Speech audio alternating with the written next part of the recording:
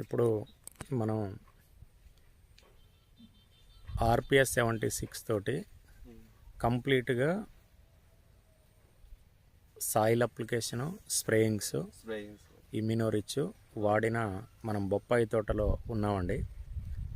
ఇది రైతు మధుగారు ఇక్కడ బాలపేట. ఇక్కడ ఒక 10 ఎకరాలలో బొప్పాయి అనేది చేయటం అనేది జరిగిందండి. స్టార్టింగ్ నుంచోని మన RPSని, ఇమ్యూనోరిచ్ని స్ప్రే చేయటం అనేది జరిగింది, సాయిల్ అప్లికేషన్ చేయటం జరిగింది.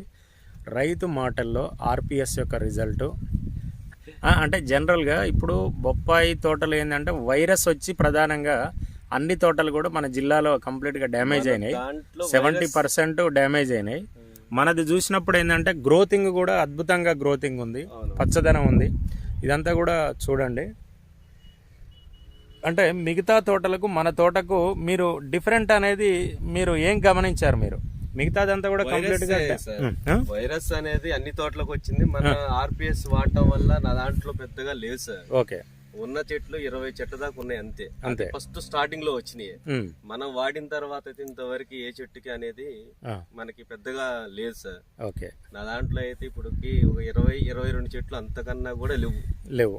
ఇప్పుడు జనరల్ గా గ్రోతింగ్ గానీ ఇదంతా కూడా మీకు హ్యాపీగా ఉన్నారు కదా సార్ మధు గారు? హ్యాపీగానే ఉన్నా సార్. ఇక్కడ క్రాప్ కూడా ఏంటంటే ఇప్పుడే పడుతుంది, అంతా కూడా ఇప్పుడే స్టార్ట్ అవుతుంది క్రాప్. చూడండి 7 నెలలే కదా సార్, 7 నెలలు కదా 7 నెలలు క్రాప్ అనేది. చూడండి ఇప్పుడే స్టార్ట్ కావటం అనేది జరిగింది.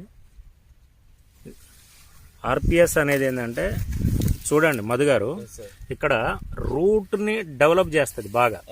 మనం 2 సార్లు 3 సార్లు మనం వాటర్ తోటి పోపించాము, 2 సార్లు పోపించాము. ఇప్పుడు ఇలా కదలట్లేదు.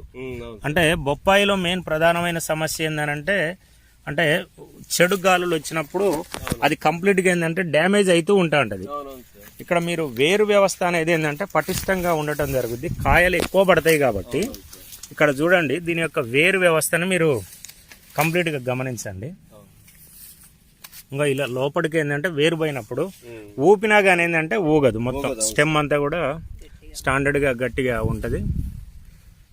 చూడండి ప్రతి చెట్టు కూడా ఏంటంటే కాయ పడ్డా కానీ ఏంటంటే అది ఇది ఉండదు.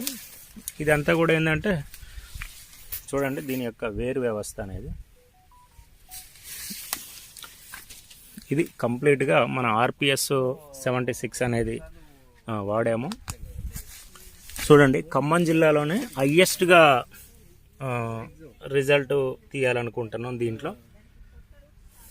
ఇది RPS యొక్క రిజల్ట్స్ సార్.